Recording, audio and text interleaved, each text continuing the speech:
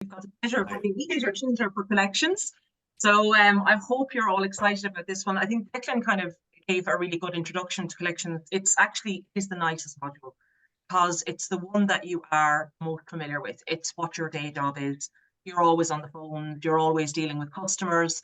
So it takes that fear factor out of it. Some of you would have already done the likes of risk module and even the credit management module, where there's a lot of new material that you probably haven't been familiar with, and there's a big learning curve.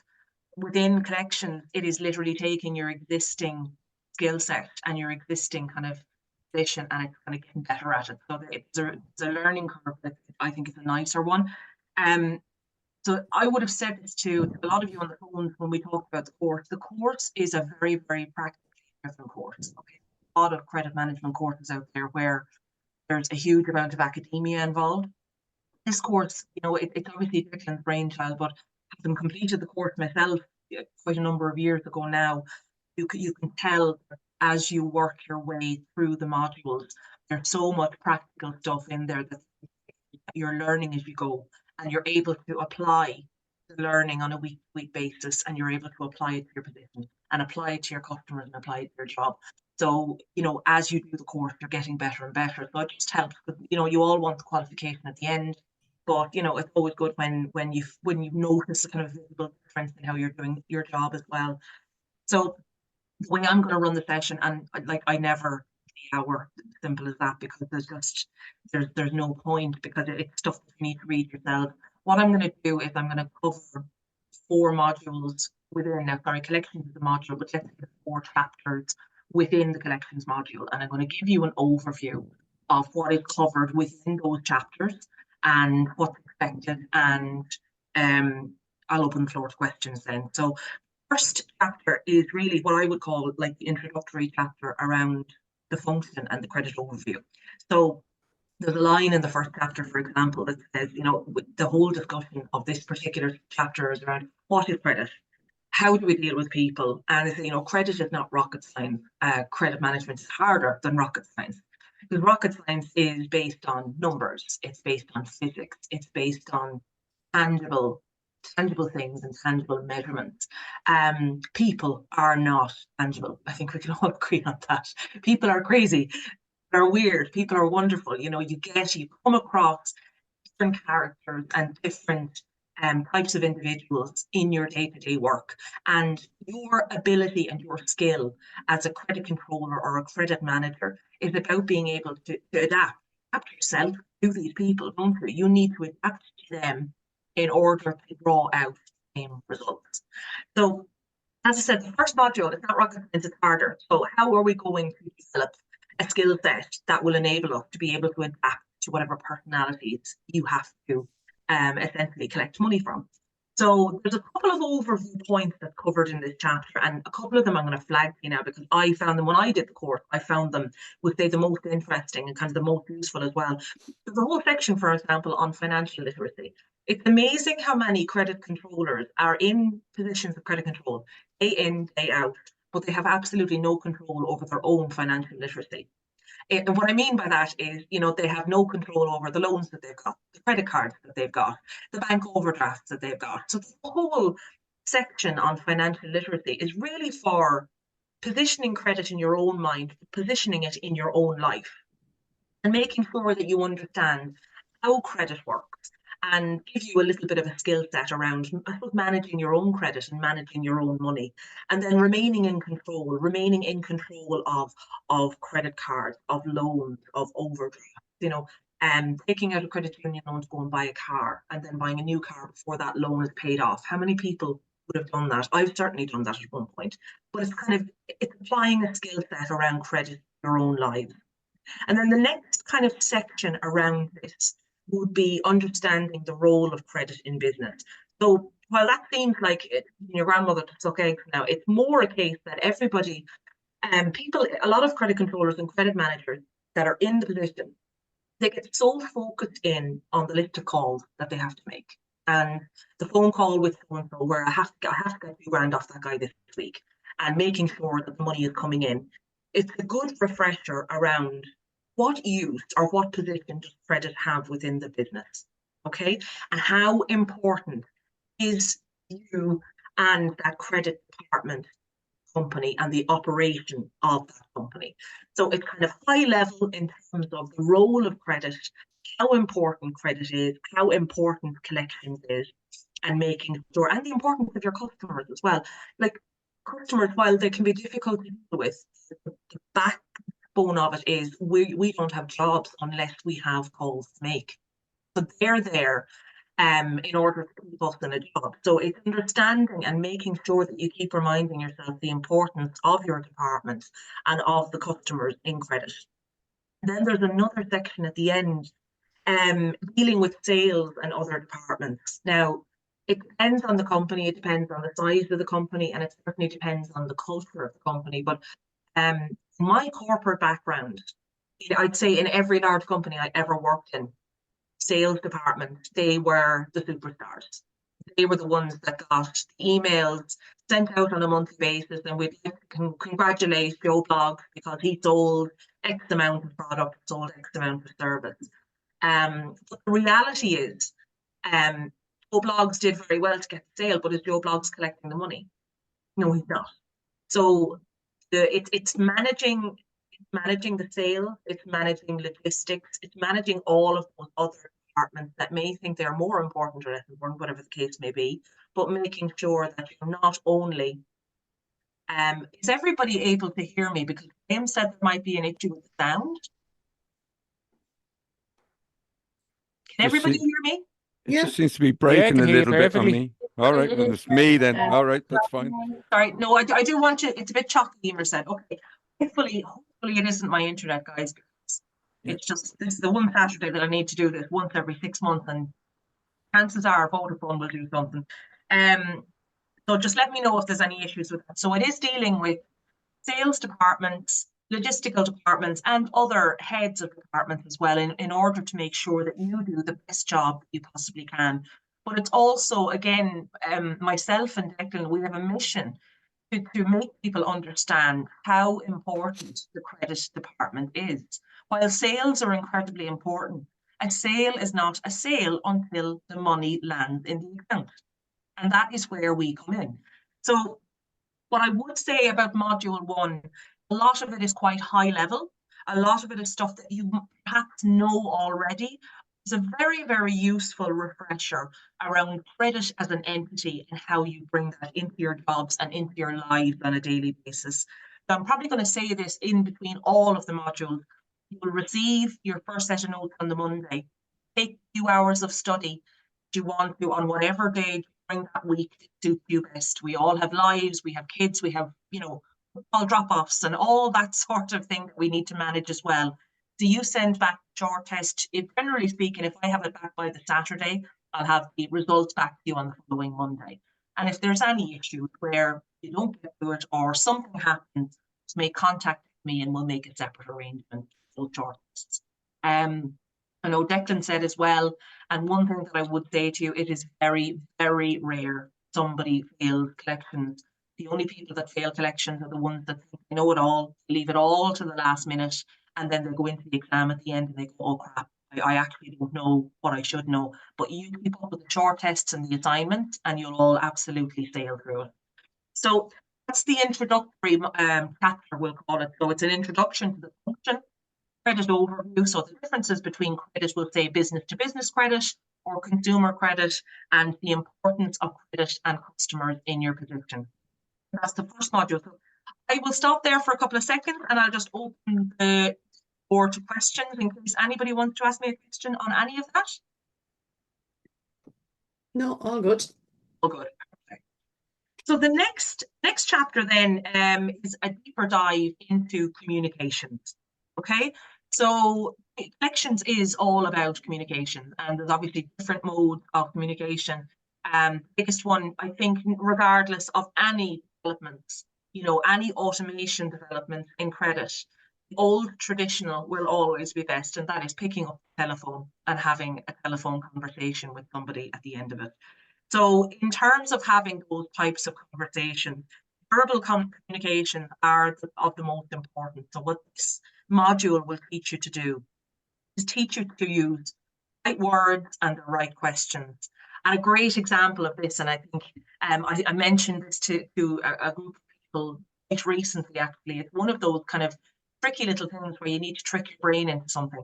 How many of us here, when somebody walks up to you and says, "Oh, well, how are you?" And you say, "Oh, I'm not too bad," or "I'm okay."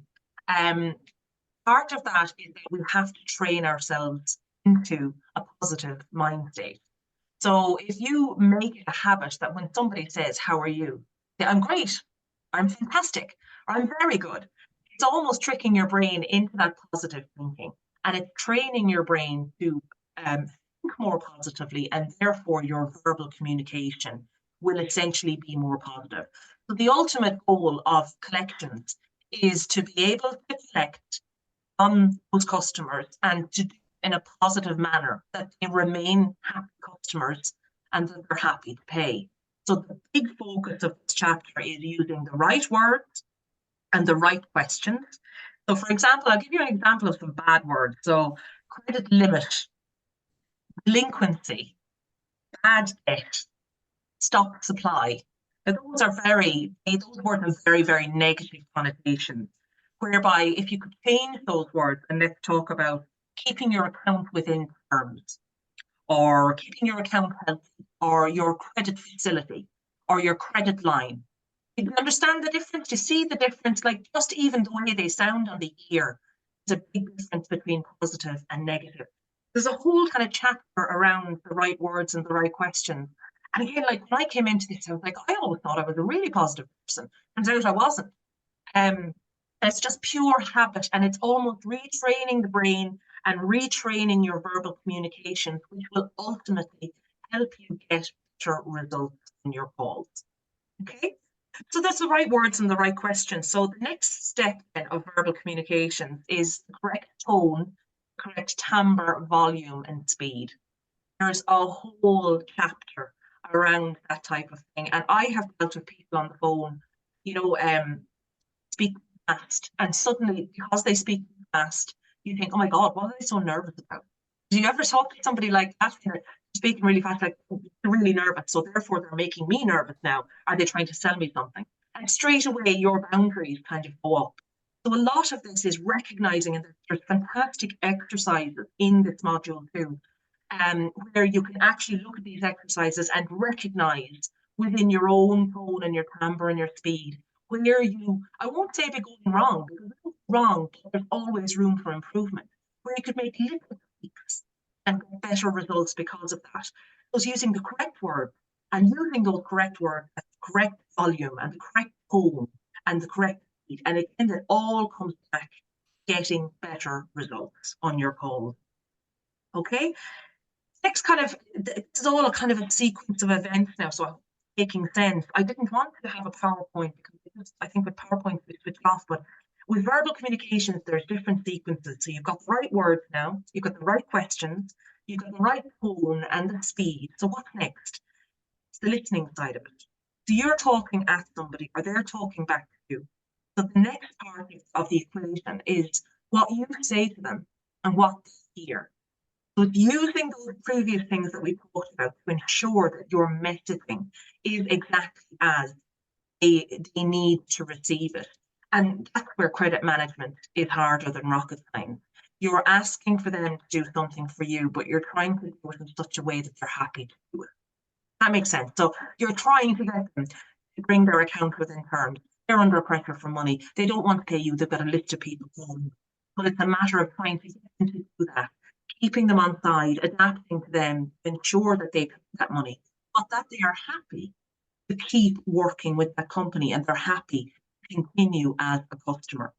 So making sure that what you say is what they hear back and that they get the correct message, exactly what is the key good credit management.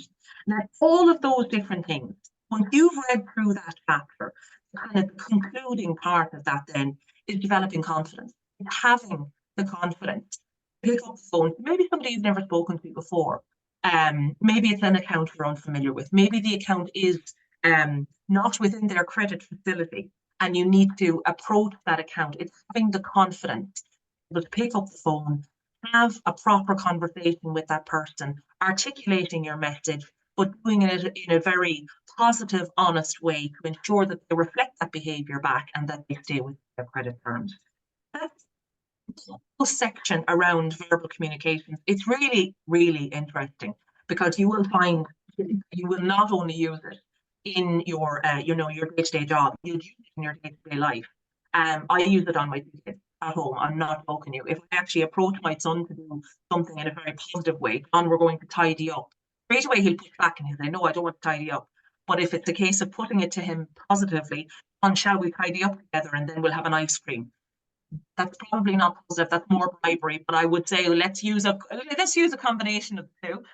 But it's kind of where I'm coming from. It's positivity and training your brain and training your verbal communication to be more positive on a day-to-day basis, get better results in what you're doing. So that's verbal communications. As I said, with verbal communications, guys, that is the pillar of credit management. I firmly believe, with emails, while they're very important and automation is very important, emails can be ignored. Oh, I didn't see that email. Oh, I didn't get that email. Oh, it went into my junk. It's when speaking to somebody, I would always say is the strongest way of collecting. That doesn't mean to say that email communication, letter writing, text messaging, face-to-face meetings, and sometimes door-to-door, that don't play a part in the credit collection side of things as well. So the next part of it would be the letter writing side of things. You'd be very surprised how many of us don't know how to write a proper credit management letter or write a proper collections letter. People get absolutely bogged down in detail. They don't think about a call to action. They don't think about what is the necessary information that needs to be in there to eliminate any sort of ambiguity around what the request is. So we will show you how to write a proper collections letter using a formula that you can apply to every letter that you send out to any customer going forward. And the rest of it then would be emails and text messages. The same sort of formula applies to that as well. Don't get bogged down in the detail, but you do need to be very straight to the point. You need to give them the information that they need, and the most important part, you need to give them a call to action.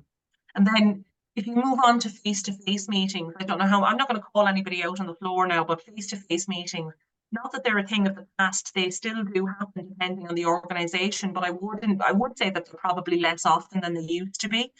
But having a face-to-face meeting with somebody is not necessarily just sit down and have a conversation with somebody. It's the way the room is laid out. It's the way the furniture is laid out. It's how the meeting is started. It's the length of the meeting. It's coming in with a proper agenda. All of that type of stuff will be covered in that particular module. So you can see module 2. Module 2 is literally communications. It's how am I going to articulate my message to my customers to ensure that they pay within terms, or that they're happy to pay within terms, happy to remain customers, and that it's all done in a very, very positive way where you get to go home a happy person as well. That's module 2. Does anybody have any questions on that or any feedback on that? You don't even have to have a question. Go ahead, Michelle. No, that's grand. That's fine. Yeah. All good. I'm flying through this stuff, guys. Okay, so moving on then, we go to the next, I suppose the next sequence of events. So we've talked now about the overall view of credit, how important credit is, how important the customer is. We've talked about, we'll say from our own side in terms of how we verbally communicate, how we communicate in writing, and how are we going to articulate a message out to the person that we're speaking to. So the next module is almost like the next step in the sequence of events, which is dealing with that other person. It's dealing with that other customer, that client that's in front of you. So the first part of this module is understanding your customer. So the whole module, very high level, is a module that should enable you to adapt to the person that you're speaking to. So some people, give you an example, some people do not want small talk. They don't want to know how the weather is on your end. They don't want to know that, oh, we had a great weekend here, my son won his football match. For some people that are very, very short, easy, I need to know what you need and finish it. And they're happy in you communicating like that. It doesn't mean that they're not a nice person. That is just how their brains operate, and that's just how they operate. Then there's other people that would be almost offended if you didn't discuss the weather and how you had a great weekend and what did you do for the weekend. And it's really being able to understand that person. And some of you are nodding your heads now. I guarantee you're all thinking about certain customers that are of those profiles. You're thinking of the chatty Kathy, but you can't get off the phone. She's fantastic. She'll pay. By God, I spend a half an hour on the phone with her all the time. And then you're talking about, Narky Ned, who just doesn't want to talk whatsoever, and you almost feel like he's cut you off at the end of the call. So it's adapting your approach to those phone calls dependent on the personalities that you're dealing with. So you've got different people and you've got different processing styles. So an awful lot of people are auditory. So they hear, a lot of it has to be focused on the verbal communications that you have with them. Some of them could be digital. So like when you're talking about somebody who has a digital personality, they react best to email. Like, have you got customers that just communicate over and back via email that you never speak to on the phone? Absolutely. I think you've got all of these different types of individuals, but you be the jack of all trades. You have to be all of those different personality types to be successful. That's what makes it tricky. But breakdown, you've got auditory, kinesthetic, digital, and all these different personality types. I'm not going to go into every single one of these personality types now, but there's within the module, it'll give you a breakdown on how to approach these different types of personalities. But one part of it, and I think again, it's quite eye-opening when you do it, there's exercises in there where you can actually try and find what kind of personality type you are. Does anybody know what kind of personality they are right now without doing it? I'm very visual. I'm a visual person. I like to see it in front of me. When somebody is talking, my mind is already going in the background. I'm semi-listening, but I'm reading what's in front of me. It makes me a visual person. Other people have absolutely no interest in that kind of thing. They just want to listen the word. They want to listen to what they're looking at. Again, it's on paper, it's on email. That's somebody who wants to see it in writing and they want to respond to it accordingly. So it's finding that balance, and it's finding the best approach per customer based on their personality type. And it's a very fun, cool part of the module, I think, because it's a real insight into people and how they tick and how you can become that really skilled jack of all trades. You adapt yourself and you adapt your approach. Again, get the best results. But the whole module is about getting the best results, no matter what you're doing. So once you've got your personality type, the rest of this module, it starts to delve into what happens if I can't get a payment. So it starts with, if you've followed the process up until now, 90% of your calls are going to be hugely successful. You're collecting money left, right, and centre. You've passed out Joe Bloggs because Joe Bloggs is only in sales, but you're in credit and you're the superhero. Now, what happens when you end up dealing with the accounts that are not as easy to collect from? And I wouldn't say easy, but not as straightforward to collect from. So we have a whole section on reason for non-payment. Okay, so there's three main reasons that people will not pay. First reason is that they can't pay. So can't pay is financial pressure. Whatever the can't pay reason is, they simply cannot do that transfer. They simply cannot write the check. Won't pay is a complete different story. Won't pay is that they acknowledge they owe the money, but for some reason they simply won't pay it. And then the third reason is that they shouldn't pay. So they shouldn't pay is that there was an issue with the goods. The invoice is incorrect. We need to make sure that when somebody is not paying, we need to categorize it as the can't pay, won't pay, or shouldn't pay. And then based on what category they're in, there's a different process to follow for each one. So for example, the can't pay, those are the tricky ones. That's where you're looking at, you could be looking at face-to-face meetings. You could be looking at escalating it up the team. You could be looking at legal advice or referring to a third party. Or if it doesn't go to those stages, you could be looking at simply using your negotiating skills in terms of implementing payment plans or something of that nature. So there's a whole range of things, skill sets that you will have to be able to approach the ones that can't pay. The ones that won't pay, they're trickier. So why won't they pay? Nailing down the reason as to why, and then it's using your negotiating skills to turn those around. So if there was an issue, again, the standard of the good substandard. You know, you need to look at these different types of things and make sure that you're fitting them into the correct category and that you're following that event.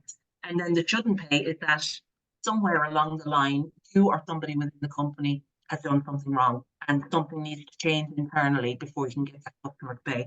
So you get all of these different types of customers that won't pay, can't pay, and shouldn't pay. You need to understand what their motivators are, and then you need to address those and take proper steps based on what kind of customer or what kind of account you're actually dealing with. That's what that module deals with. It's what types of personalities are we working with? How do I adapt to that different personality? I now have somebody approaching. How do I adapt to that personality, and then how do I deal with people who actually won't pay? Bear with me 1 second, guys.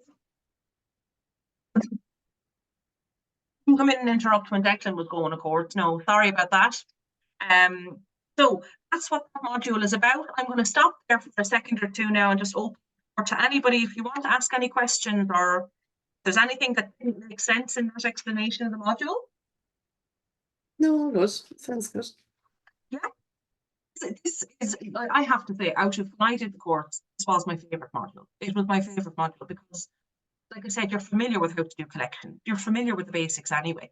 This is really a module that upskills you into being better at what you're already doing, rather than starting something from complete scratch. So I think you'll all really, really enjoy it. So the last module then, the last module is really getting, it delves into your negotiating skills.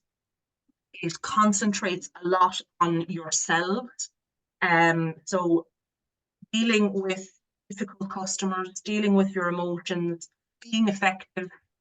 In this day and age, you can't take a stick at a company now without hearing about self-care and mental health. And I'm a huge supporter of it, particularly in credit management. Can be one of the toughest jobs. One of the toughest jobs going. You can have confrontational phone calls, you can have upset phone calls. You know, the customer who can't pay, they've had a death in the family. You know, something really serious. Like we've all got our war stories in terms of how we've dealt with it, and it's very, like, we're all human. We all have hearts, and it's very hard to switch all of that off at the end of the day. So without the necessary self-care, looking after yourself, and that is from a physical perspective, but really from a mental perspective as well. So looking after yourself, and it goes through, getting commitment from customers, the modules themselves, getting commitment from customers, pay on time, dealing with problem customers, dealing with issues with customers, and it kind of ties the whole thing together at the end. It talks a little bit about using third-party agencies. Ideally speaking, we never want to be dealing with third parties. We don't ever want to have to refer to a solicitor. We want to be able to deal with it in-house. But then depending on the organisation that you're a part of, maybe it's more frequent than others. But the whole thing is about, the stages of getting commitment, ensuring that the negotiating process, getting that commitment, that you've got that skill set, dealing with the emotions and dealing with the issues of that customer to get to that stage, and then kind of coming back and looking after yourself in that, looking after your own mental health. And if it is the case that it simply cannot be done in-house, using third parties and being able to escalate it up to the next level. So that's kind of the shortest overview, guys. There's a lot in there about the stages of a telephone call and those types of things, which are, is relevant. Kind of a high level summary of everything that you will have learned in the first 3 modules. But I think you really, really enjoy the collections module. It's straightforward, it's informative, it's interesting, and it'll help you straight away. It'll help you absolutely straight away on your day-to-day phone calls and your day-to-day communication. Is Declan still there, or Declan, are you gone on it? Because unless there's any questions, and I will open the floor to questions, I just reiterate what Declan said. Stay on top of your floor questions. Stay on top of your assignments. If you have any issues whatsoever, you pick up the phone and ring me. You've all got my number. if you've got, if you need extensions, you contact me. But if you do a couple of hours a week and stay on top of it, there's absolutely no question of anybody failing. Like Declan said, failure is not an option. And it really isn't. It's not in our interest, it's not in your interest, but it's stuff that you already know. You're just going to upskill in this area. So now I'll shut up and see if anybody does actually have any questions for me. I know, well, Katrina, I think that's a good overview. And I hope that those of you who are listening are kind of getting a bit excited about it as well. Because look, we fully recognize that the collections is difficult, and there is a way to do it and a way not to do it. And I suppose over the years I've seen both in operation, and what we want to give you is the benefit of our experience to make sure that you go about it the right way. And this vision of, you know, fighting with people and, you know, being aggressive and whatever, in all the years I've been involved, that is just so wrong. It's just so wrong. And I suppose if there is one word that I would use that this course will teach you, and that word is focus. You know, we have to stay focused on the payment. That's our job. We're here to get the money. And, you know, in collections, you know, I think there's three parts to it. One is to get the money, because that's why you're on the payroll. Two is keep the customer, because we need to keep customers. And we keep them buying and paying as well. And then the third thing is to stay sane yourself, and, you know, to develop this sort of layer of Teflon that we are not going to let anybody out there ruin our day. And the whole thing, it's never personal, and you have to know that no matter what somebody says to you or how abusive or insulting they are, all they are doing is protecting the few bob that they've got themselves. So for you to take that on board and take it personally, and to internalize it and go, God, maybe I am a horrible person, and, you know, no, it's nothing to do with you. So it's separating the person from the problem, and you can be as nice as you can to the person and then deal with the issue. If you find yourself getting upset after a call, in my world, that means you're focusing on their behavior. Yeah. And what's worse, you're letting it impact on your day. We haven't the luxury of that. We are not going to do it. You know, look, you got the stuff, you have to pay for it. That's a given. Now we work out how we're going to do it. And, you know, I think if we bring that sort of positive mindfulness, and look, are we going to get it right all the time? Of course we're not.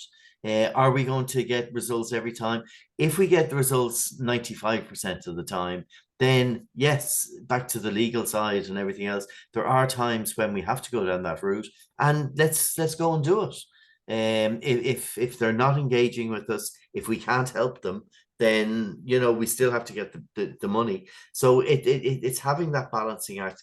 And then also recognizing in credit and collections that the most difficult people you have to deal with are internally.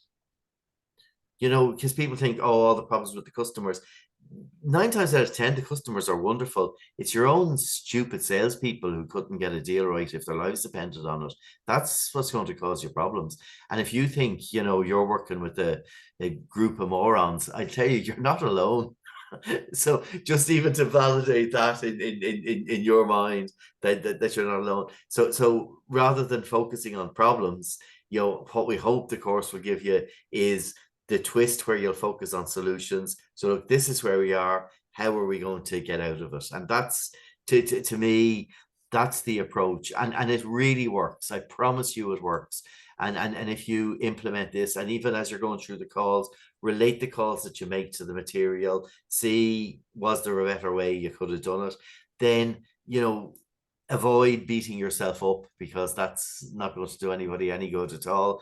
And then just learn, how can I do it better next time, and move on. So that's really, and I agree with Katrina. I think collections is where the rubber meets the road from credit perspective, and all the other clever stuff about risk assessment and managing credit and admin and all the other stuff that we'll learn is all geared towards getting the money.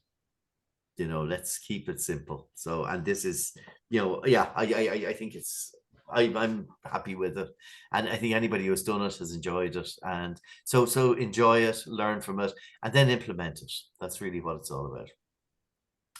So now, if there's questions, we're prepared to answer questions. If not, let me see. I'll find. I still can't find this. Or stop recording. So I'll stop recording the collection session.